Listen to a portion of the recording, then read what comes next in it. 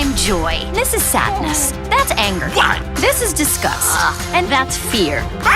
We're Riley's emotions. Sa kanila ko nalaman na hindi pala simpleng proseso ang paggawa ng animation film. Bagamat ginagawa raw nila ang lahat para ang mga ito'y maging makatotohanan. 5 taon daw bago nabuo, napakabusisi ng paggawa at pagbuo ng mga karakter. Pinag-aralan nilang mabuti ang bawat emosyon na tinalakay sa pelikula.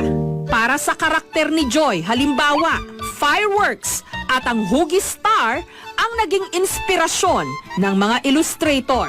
Pulang box naman na lumiliyab para kay anger. Triangle at kulay ng gulay na broccoli para naman sa karakter ni disgust. Question mark ang naging pattern para kay fear. Habang kulay blue na hugis luha ang para naman kay sadness.